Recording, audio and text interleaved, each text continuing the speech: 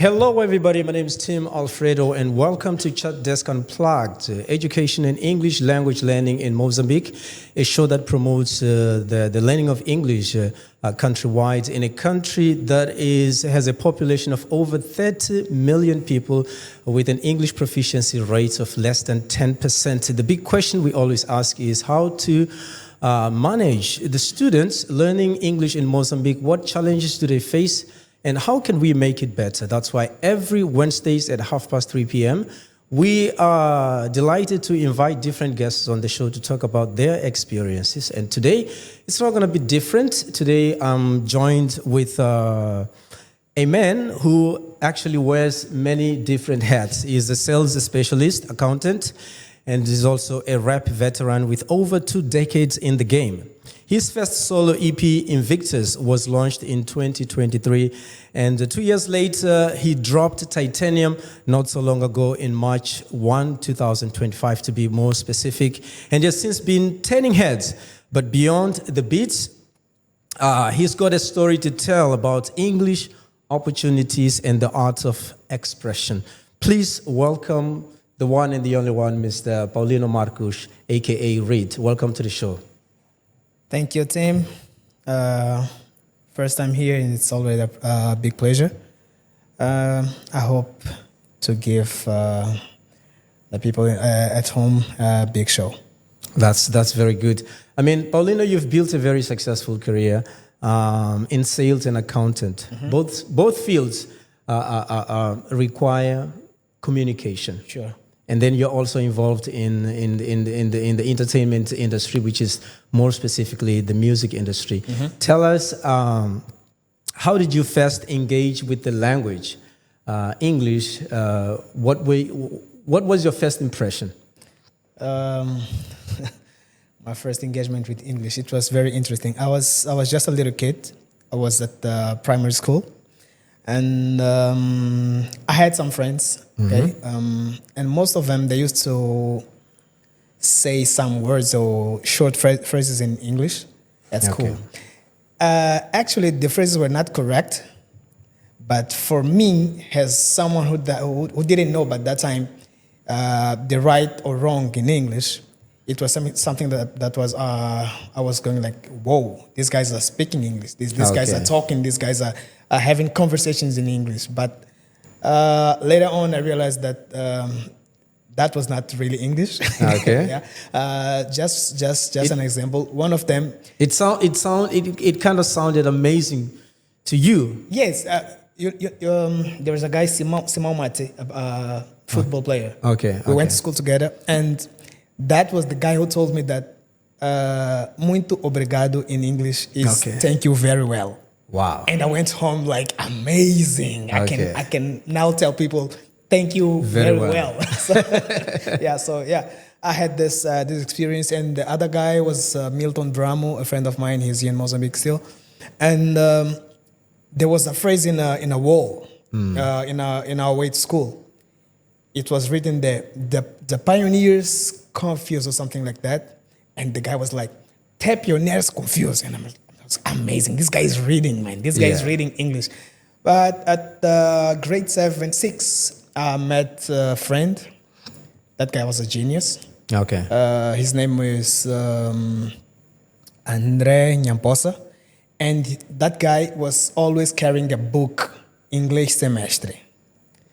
English semester. Yeah, that's when I started, like, for real, to understand what English is. That was the base, the real base of my English. And after that, I started chasing songs, like hip-hop songs. How old were you then? 14. Okay. Yeah, 14. And I started downloading songs. I mean, by that time, it was printing, not downloading. We had to print the lyrics on a paper. So I started printing the lyrics and following the artists when they rap and stuff. And also started watching cartoons in English and started watching too much movies as well. So it was cartoons, movies, and music. Okay. Yeah. What challenges did you face back then during this learning process? The first one is that I had by that time I didn't have much people to talk to. Okay. Yeah, it was like I was just curious. I was learning, but I had no one to tell me if I was wrong or right. I was teaching myself. So that was a bit, that was challenging. It was not a bit challenging. It was challenging because it's like you're learning something, but you don't know if you're learning it in the right way Okay. or not. Yeah. So that was because it does happen, oftentimes. Most of the time you are in a certain process, but most of the time you don't know whether there is no one to you're tell going you to if the you're right going- direction or not. Yeah. Okay. So we always need someone to tell us, yes, you're doing it right. No, you're doing it wrong. Okay. Now, obviously, for every difficult situation, there's always something. There's always a takeaway on that. What kind of how has that proficiency? Because right now I can tell that you are more fluid and more proficient. Thank you. How has that proficiency helped you? Open doors of opportunities. It was a big boost for me, professionally, because I'm a teacher. I went to school to the You did university. teachers training. Okay. Yes, I had this course, and after that, I was not comfortable working as a teacher. Okay. Okay. I started looking for something different. I moved to a Portuguese company, and after that, I moved to the border to work as a clearing agent assistant. Okay. So by that time, I really had to go hard on English because you're working at the border. 50 or 75% of people who cross the border are English-speaking people, even if they are not South African, or if there's a language that you will always try to speak or communicate with in any other place that is not your home, you will try English first. Okay, because we assume that it's a universal language. So I had to go hard on English. By that time, it was like my first 2 years working full time in English. And believe me, it was full time because I used to work from 6 in the morning to midnight. Okay. Yeah. So just imagine a person speaking English from 6 till midnight. So I had to improve my English. You had no way out. No. It's the environment which is already conducive for you to speak it. It's whether you speak it or you don't make it at all. If you ask me if I went to school to learn English, I will tell you, no. Okay. I never went to a specific room to learn English. Okay. Never. So it was more of the environment in which we exposure, environment and the story that I just told you.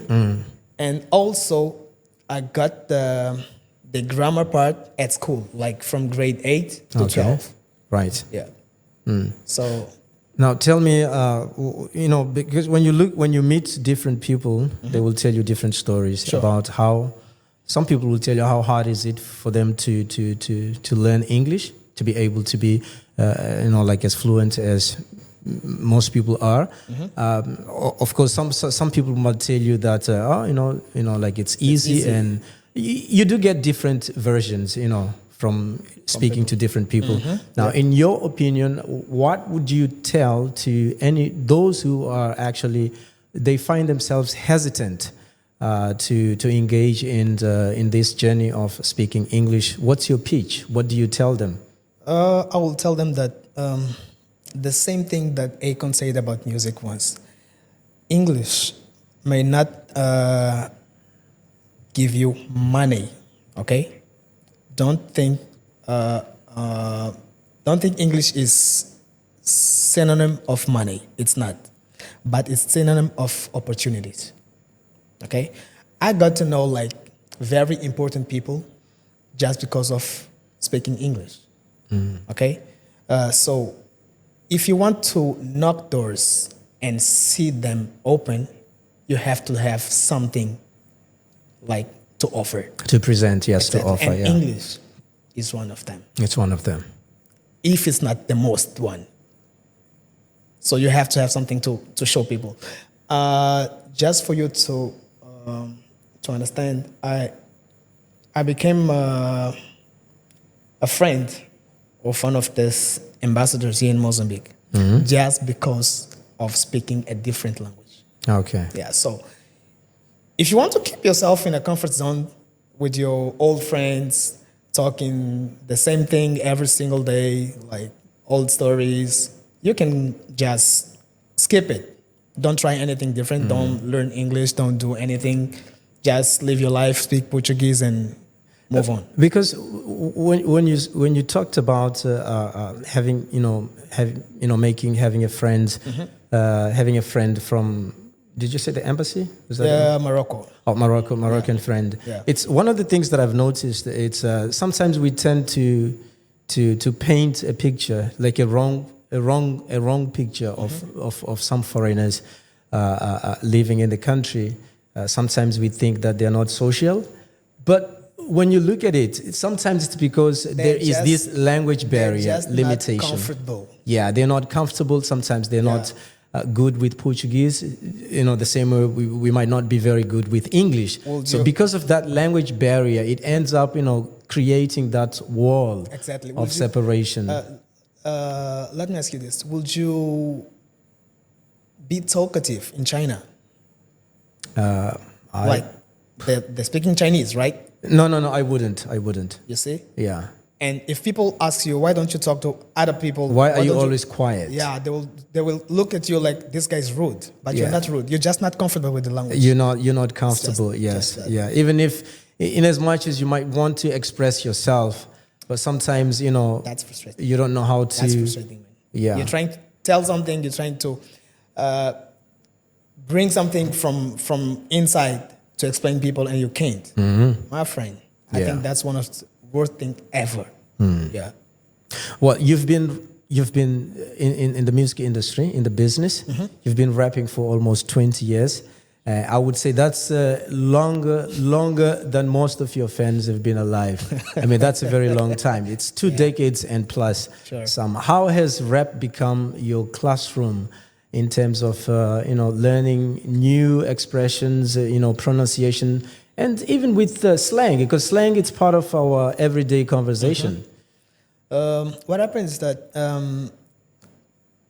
when you start rapping, it's something that even if you don't, you will have to do. Okay. Even if you don't want to do it, you will have to do. You Okay. will follow US artists. Mm-hmm. You will listen to them. You will see how they move. You Okay. will try to understand the business, like in general, right? Okay. For you to understand an US rapper, you have to learn English. You have to understand what he's saying.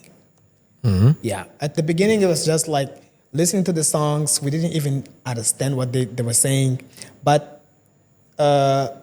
sometime later, we had to catch the lyrics, understand the vibe, and understand what they really want to transmit for us. Okay? So that was the main reason why I had to use like hip hop as a tool to increase or to make my English better. Yeah. Now, in your lyrics, it's very common to hear. I wish I could play your song here, but anyway, that's not going to happen today. Probably some other time. Your lyrics often, brings this blend of Portuguese and English. Why is that important? Does that translate the way how like most Mozambicans, approach this language in on their daily basis? Not really. What happens is that I always try to be understood by everyone who listens to my songs. Okay. Right? So if my song plays in Canada, even if the person in Canada doesn't understand Portuguese, that person will at least understand how will I say it, like what I'm talking about in that song, right? Because there is Portuguese and there are some parts in English. Okay. That's for them to understand the message of the song. Okay. Okay, so of course, somehow I try also to bring like the young generation, the people who follows me, to get interested in this language as well. Right. But that's not the main Goal? like the main goal of doing this play. Okay. Right. In one of your tracks in your latest album, Titanium, which I had the chance, like the privilege to go through, very, very authentic. Thank you. And very, very. It's a masterpiece, I would say so, if you would allow me to say that. Thank you. You mentioned there is one of the songs where you talk about resilience, where also, English is somehow, chipped into within the lyrics. Do you want to tell me that are there certain emotions that you think that they can only be conveyed through English that Portuguese would not necessarily pitch? No. Okay. But there is this thing, like Portuguese is a very difficult language. Okay. Yeah. I'm a native speaker. Okay. But I can tell you that one of the most difficult languages in the world, for me, is Portuguese. Is it? Yeah, Okay. there's lots and lots of rules on it. Yeah, it's a lot of inflation. Yeah, I mean, it's a lot when you start learning the language. You've got like words that apply for female gender, some words that apply for male gender. So what happens is that sometimes I find easier for me to express your ideas. Yes. Okay. But not only that. To how can I say it? Like,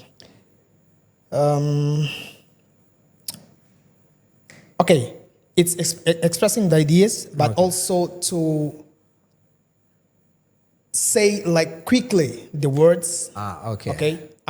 I can quickly say the words to in shorten. English. To shorten. Exactly. Okay. I can quickly say the words in English than Portuguese. Then you could eventually, I see unwrap it. I see very, very, very rappers that they struggle with their lyrics because of that, because they want to write everything in Portuguese. But some of the words, they're too long. Just English can summarize like in maybe one or two words. Yeah.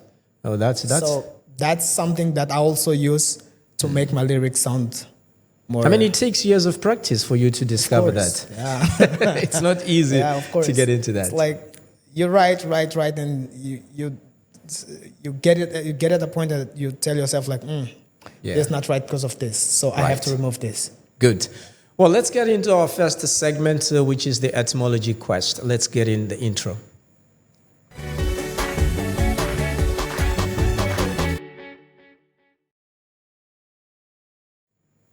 Welcome back. We are here in the studio with Paulino Marcos, a sales personal specialist, an accountant, and also an entertainer. He's into the music business for almost 20 years. Paulino, here is this segment, which is the etymology quest. In this segment, we look at some of the commonly used words in English. However, these words, believe it or not, they come from other non-English speaking countries. They've just been adopted into the English language. Just like in Portuguese, there are some words which are not natively Portuguese. So I'm going to ask you two words, one by one, and I want you to see if you can guess. Okay. You might know. That's good if you know. If you can guess, what do you think these words originally came from? Okay. Yes. And the first one is chaos. Chaos. Yeah, chaos, just like disruption, and confusion and all those things. Chaos. Greece. Okay? From Greece. Yeah, that's a Greek. Did you know that? So No. it was just a kick, No, a guess. It was a guess. Like You are absolutely correct. The English word chaos is borrowed from the Greek word that means abyss. In ancient Greece, chaos was originally thought of as the abyss of emptiness that existed before things came into being. Congratulations on that. I'm a genius. The next word, I don't doubt. The next word is, now this applies more to you, especially being a rapper. It's one of the words that is very, very common in the rap, let's say, Arena. Thug. Thug. Thug. Yeah. Thug. What's next to that? Thug.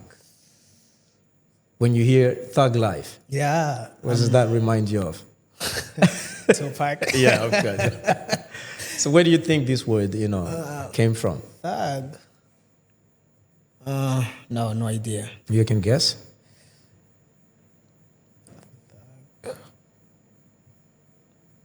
Is it a Turkish word?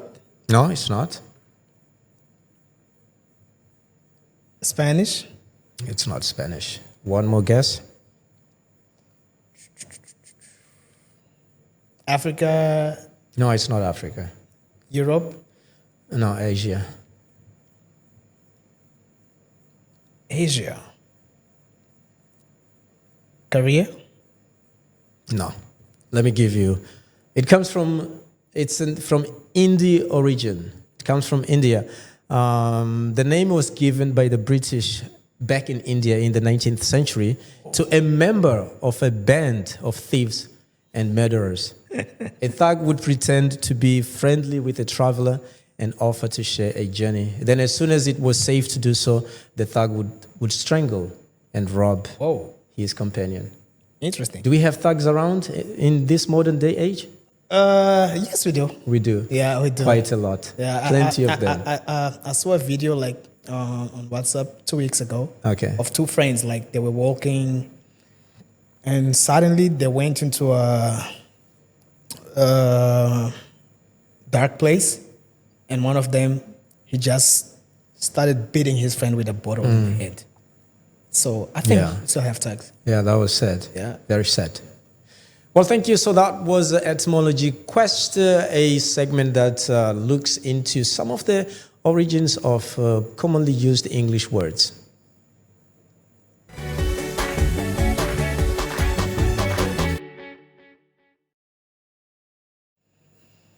Welcome back. Here we are once again.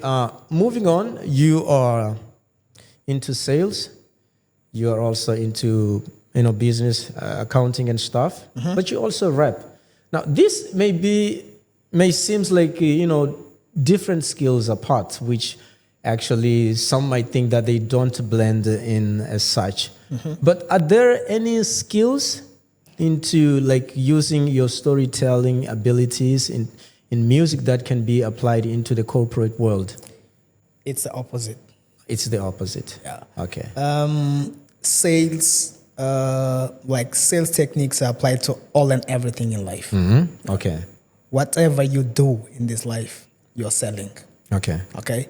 So if you are a good seller, then you are a good storyteller. Okay. If you are a good storyteller, you will be writing good stuff. Okay.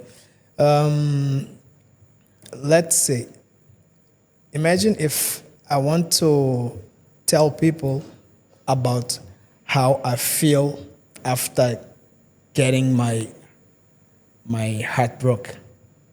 Okay? My heart's broken and I want to tell you. Okay. I have to find the right techniques to tell you and make you pay attention. So rap has that advantage. The advantage comes from sales. From sales. Yeah. Okay. Sales is the base, and everything that you do in sales, you just convert it and use to rap. You use it to church. You use it to sell water. You use it to whatever you do, even to apply for your work. Wow. Yeah. Now you've worked with international clients, and how has your rap career been like an icebreaker, something to an unexpected business advantage? Has that ever happened to you? Yes, it did. But I'll honestly tell you this: I'm more like, if I go for a meeting, I don't show myself as an artist. Okay. Okay. What you happens? Don't reveal yourself. No. But if it's needed, I'll tell you. Let's say if I'm talking to if I'm meeting advertising agent's manager, I will tell him about my career. I will tell him about my music stuff. Why? So he can understand that I know what I'm talking about when it comes to advertisement. I know what I'm talking about when it comes to recording, doing videos, music backgrounds, and all that. If I'm going to meet oil and gas CEO, I will not tell him that I'm a rapper unless he speaks about rap. If he starts a conversation about music, I will tell him. If not, you're getting that. Why is this so? Because even if we pretend things changed, hip hop somehow is still something that people don't receive it easily. Like, whoa, you are a rapper? Hey, nice. That's very good. Let's talk more about it. No. So you have to show them that you do hip hop, but you're part of a different kind of hip hop artist, not the one that they know. They used to see on TV doing that stuff we all know they do. So yeah. Do you ever get the impression that some of your associates, like your clients, get sometimes taken aback when they find out that when they realize that this Paulino, who actually dressed in that professional suit, and then all of a sudden we see him in a completely different picture as a rap musician? No. Okay. And the reason is simple, because I'm professional when it comes to do sales. Okay. And I'm professional when it comes to make music. I divide these two people. Like, and I was actually gonna ask you, how do you manage your time? Because you get these creative projects, like this Invictus that you worked on, then you had your Titanium, but also you have like an everyday demanding job that requires more attention, more planning, and more of like business wise things. I used to tell people that I'm after work rapper. Okay. From 8 in the morning until to 5. I'm one thing. Okay. After that, I'm something else. That's the reason why I only go to the studio during the week after work. 5:30. After hours, yes. Weekend, I go to the studio on Saturday mornings or Sunday. Okay. Yeah, so I don't mix these two guys. So you keep the separate things at their own proper places. Exactly. That's good. Yeah. Well, let's get into our second segment, which is from blunder to wonder.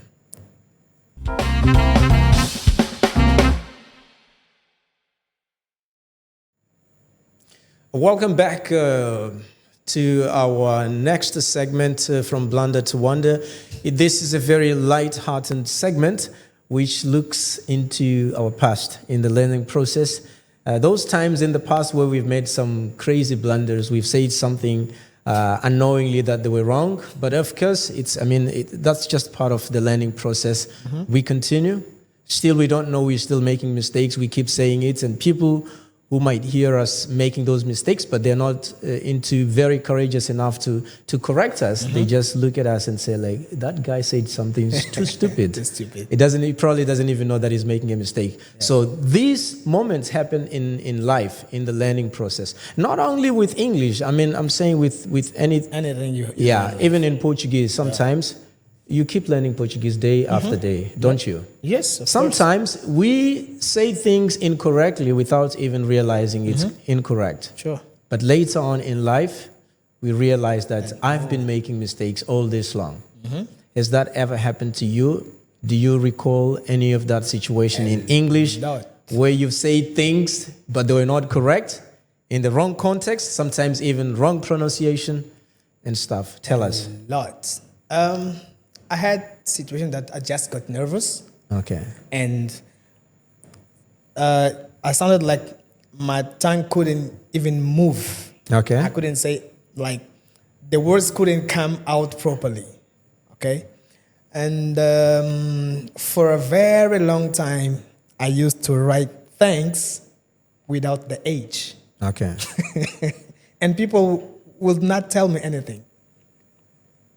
you could send me a message and send something. My reply would be thanks, but with no H. It's like TANKS. Okay. Thanks.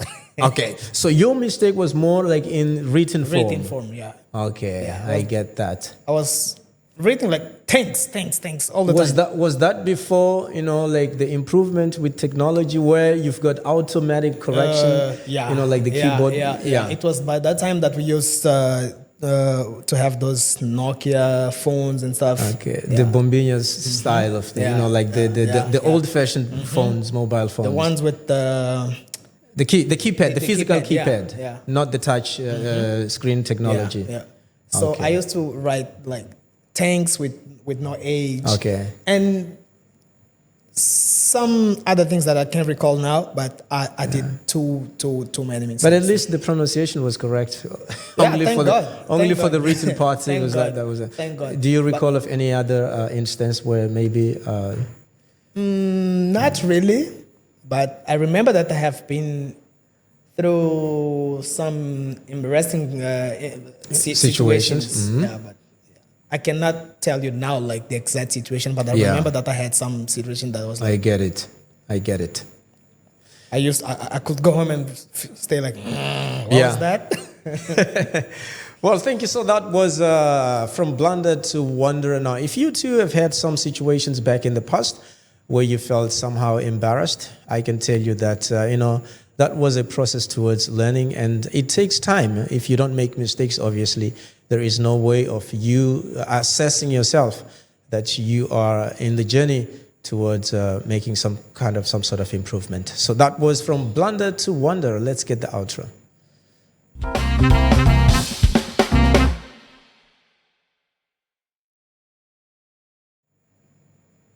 Welcome back, Paulino. Yes. Or should I just say Reed? Whatever. I'm just going to be bouncing back and forth Yeah, the two. we're talking about the two. We're almost, getting through. We've almost moved halfway through the end of our show. Okay. Still one more segment coming ahead. You've been in the rap game for an envious amount of time. I envy that. I can tell you. It's such a period that most people would have already, Gave up. Yeah, given up. And of course, most people have done that. They've started a career within 5-6 years, they gave up. Because, for different reasons, and we understand that. Each person has his own unique story to tell. Yes. But you have kept consistent throughout all these years. What has motivated you to do that? For me, hip hop is not just music. Okay. It's a lifestyle. Mm-hmm. Okay. And I chose to live this way. That was the choice I have made in life. Like, I will live like this. I remember I was 18 when a friend of mine, he's living in US now. We were both at the same classroom. We used to play basketball together, and I was starting my journey on this hip hop thing. Like when I recorded my first song, and he asked me, "Do you think you will be doing hip hop until your 40s?" Yeah. And I told him, "No, I'm sure Yeah. I'll be doing it until I die." So it's something that I'm compromised to. It's not just I'm doing this. I'm doing this because it's a fashion thing. Yeah. No, it's something that I chose to do, and I told myself I will be doing this. It's your lifetime commitment. Exactly. Wow. It's like it happens with many people, especially in the rap scene, where people say, just don't bother, just leave him alone. He's just going to quit within 2 or 3 years. You know what happened? It's just been driven by emotions. You know what happened when I dropped my album? No. I had to go somewhere with my father to face something, and in the car, my father said, "You know what, you know what your mother just told me?" And I said, "No." He said, "I can't believe that we used to throw out his rhyme books. Okay. If someone likes something or someone, there is nothing you can do about it." Yeah. So this guy, he just proved us that he loves hip hop. Because I didn't create a simple event like the ones that we used to see in hip hop, Yeah. like just a stand with CDs, a speaker behind me, and no, it was a family day. Your latest album, Titanium. Yes. Is that correct? Yes. That thing sounds like an anthem. I mean, it's like a national anthem. The youth is going crazy about it. What is the central message, if you could summarize the whole project? It's all about motivation. Okay. Yeah, it's boosting motivation. If you wake up feeling like I'm not doing anything today because my wife, she just left me, and you go to the album and you listen to Reflexos de um Amor Perdido, Yeah. you will Reflections of a lost. exactly Okay. Love. love. You will right away jump from the bed and go out to do something. Wow. Yeah. If you wake up feeling like, I cannot trust people because they have done bad to me for a very long time, and you listen to Trust Issues, which is one of the songs of the album, you will jump off the bed and go out to do something. Yeah, because the main message in all and every song is, no matter what happened, do something to change the situation. Make yourself and your life better. Now, 10 years from now, what do you hope people will say about Paulino Marcos? Let me not even say 10 years from now. Let me say 20 years. You know, double like the amount, you know, how you've been in the rap game. You've been more than 20 years. That's over 2 decades. You know, like 20 years from now, what would you like people in Mozambique to say about you? I would like to hear people saying that guy saved lives. Okay. Yeah. With his music, he saved lives. I start listening to people now saying, your song, one of the song of Invictus, it was Fake Love. That's the title of the song. Okay. That's the Fake song- Love. Yes. That's the song that made too many people change the way they look at their own marriage. Okay. Yeah. Because the song was about a female who was living a marriage, but she was living like a single person. Okay. Yeah. So, So that was some kind of like, it was like a fantasy. yeah, like, please wake up, change your behavior, do it in a different Face way. reality. Yeah. So I had the huge and very good feedback from female saying this song saved my marriage. I was living this, and this because I thought I was right on this, and that. So I want people to say I saved their lives in 20 years from now. Good. If you could partner, if you could collaborate with an artist, be it dead or alive, international, local, to create a song to help people learn English. I know this might sound weird for you, being a rapper. to create a song about helping people to learn English. Who would it be, and why would you choose that particular person, be it dead or alive? I think Ray Charles. Ray Charles. Yeah. Okay. Ray Charles, because imagine a blind man who can identify his socks colors using numbers. Wow. What else could that man teach you in life? He tells my socks are blue. Yeah. He doesn't see anything. But he can tell you these socks are blue, these are yellow, these are red. What more do you expect from that person? Yeah.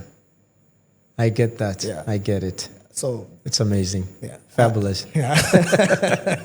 You know, we are almost moving towards the end of our conversation, but we still have one last segment, which is the 5 fabs. Let's get in the intro.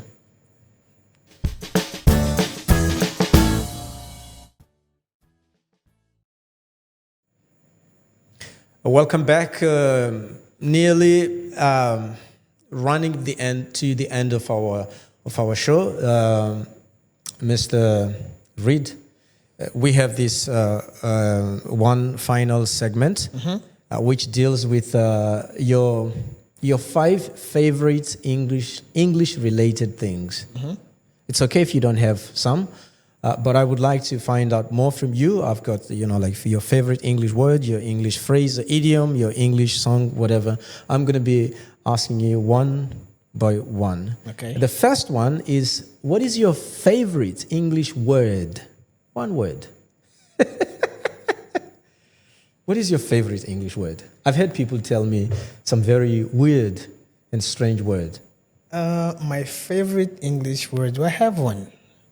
I mean, there is one that I use frequently, but I don't know if it's my favorite word or I just use it frequently, which is no. No. Yeah. Come on. You must be kidding. No, I'm not. No. No. Wow. Yeah, I learned to say no to many things in life because Okay. I was that kind of person who could say yes, or even say I will try for things that I knew that I wouldn't do. But now, if you ask me to do 100 things, be sure. You'll get a lot of no's. Yes. Okay. I'm not a machine. Okay. I'm not a robot. So you are the typical opposite of the yes man. Yeah. So you are a no man. Yeah, I used to be a yes man. Okay. That's the so reason. you only say yes when it really matters. If it's yes, if I it's will a, tell if, you if it's a yes. Yes. Wow. And if it's no, which is That's really powerful. more That's common, really powerful. I've yeah. never thought of that. No, I always say people no. Okay. Even my daughters, if they ask for something that I can't do or I don't want to do, I tell them straight, no. Only when it's necessary.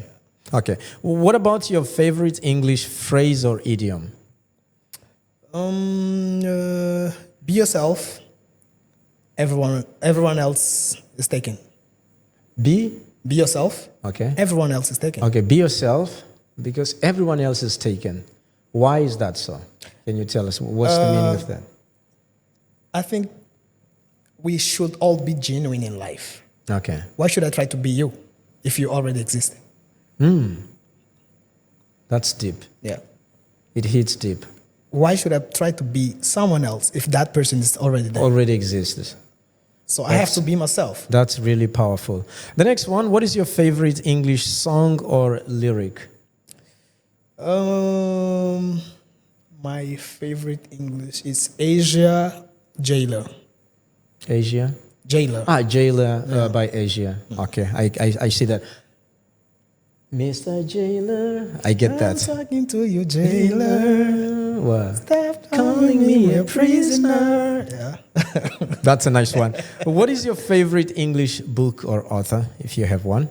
The subtle art of not giving a... Okay. Yeah. Not giving a damn? Okay. Not giving a whatever, an F. Yeah. I get that. That word with F. By who? It's very, very, very, very interesting that I always forget the name of that one. The author, okay. And the guy from Rich Father. Rich Dad, Poor Dad. Yeah. Okay. I always forget the name of this. I think Rich Dad or Poor Dad is Kiyosaki. He has some sort of I just love a Korean or Asian name. And I think what makes me forget the names that I don't read the books. I go for audiobooks. Okay. Yeah, so I get that. If I don't have the physical book. Last one. What is your favorite English accent? Which accent, drives you the most? American. Oh? Yeah, American. Okay. I think it's because that was my first contact. And then I had to adapt myself to the British one.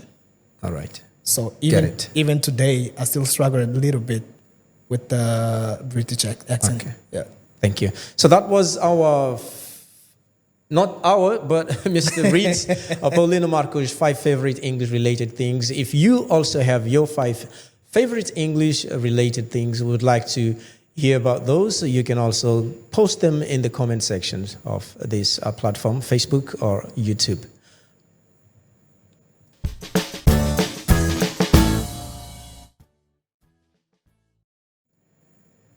Welcome back, Mr. Reed, Paulino.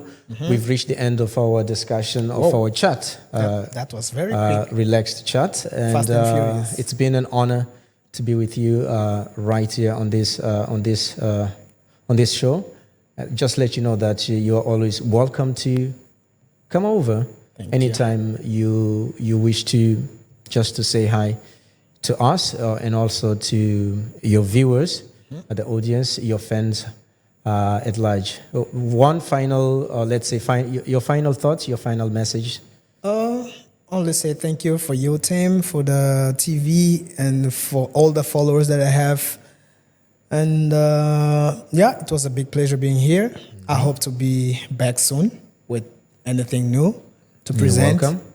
And I think that's it. I'm talkative, but not in front of a microphone and a camera. I mean, you talk when it's important, when it's necessary to do so. Yeah. Well, thank you so much, Thank you. Mr. Reed, once again. Thank you. Well, so that was it, our short but heated discussion with Mr. Reed Paulino Marcus, who is a sales specialist and accountant. He's also in the rap game for the past 20 plus years.